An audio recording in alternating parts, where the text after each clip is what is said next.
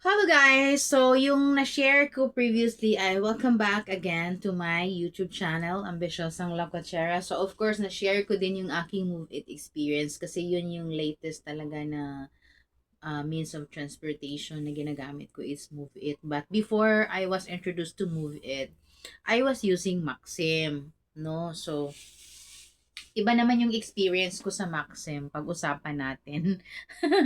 So, siyempre sa Maxim, nag-book ako. Okay naman yung booking. So, pagpunta ko sa gate, siyempre, uh, kasi yung inuupahan namin na bahay, I mean, sa isang compound, ang dami kasing boarding house doon kasi parang it's a residence compound. Mga magkapamilya sila.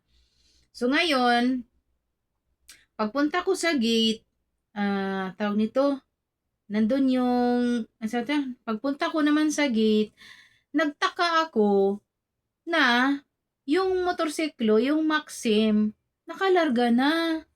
So pagtingin ko sa screen, sabi ko, hala, bakit nakalarga na yung Maxim? Andito pa naman yung pasahero niya sa gate. So ang ginagawa ko, tinawagan ko si kuya. Sabi, kuya, anong nangyari? Nandito pa naman ako. Ako naman yung pasahero mo.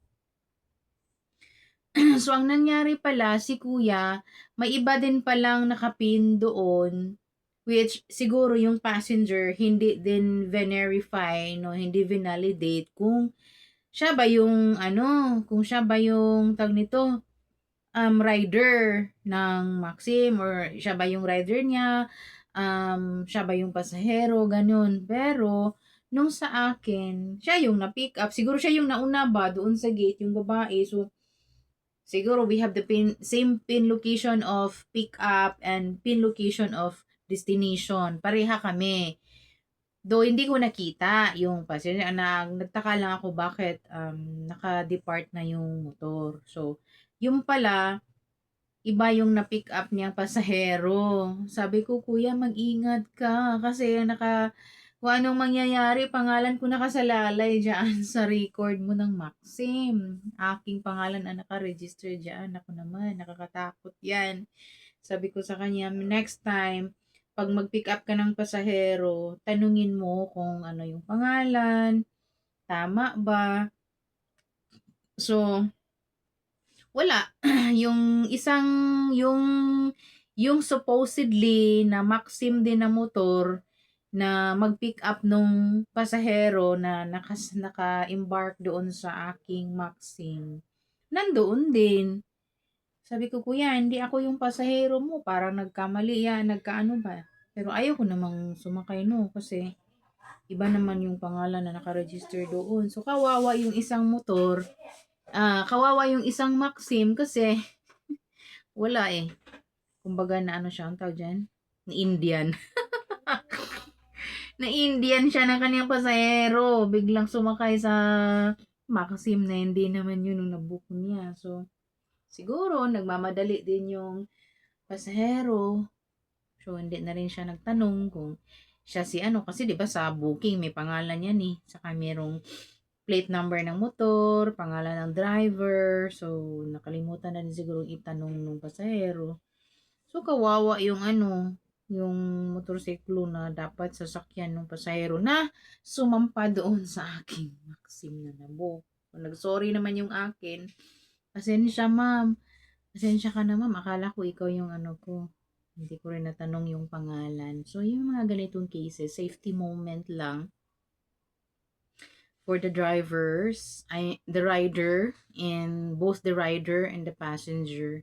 Safety moment, always, always asks, no, ano yung pangalan, validate information, para maging din, for safety reasons na lang din, both the rider and the passenger.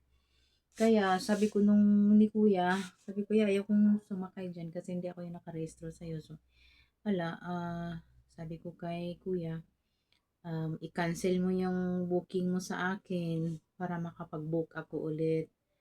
So, sabi naman nung rider, ma'am, babalikan kita dyan. Sabi ko, hindi ka na pwedeng babalik kasi may hinahabol din ako oras. So, buti na lang, yung experience ko, may taxi naman na na paparating na vacant. So, yun, nag-taxi na lang ako. So, yun lang. It applies riders and passengers to always, check and always ask and always validate information kung tama. Kasi, naku, nakasalalay pa naman yung pangalan doon. Ako pa naman, hindi ako gumagamit ng parang alias-alias. Talagang gumamit talaga ako ng buong pangalan ko, no?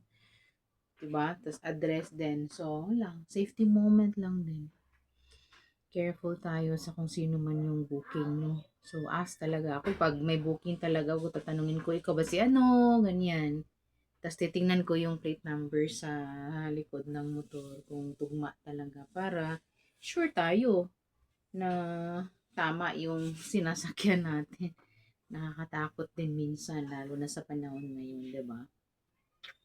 So yun, sana meron kayong natutunan. Meron kayong nakuhang tips din. So, ayan. Ingat lagi tayong lahat. Thanks for watching. Bye!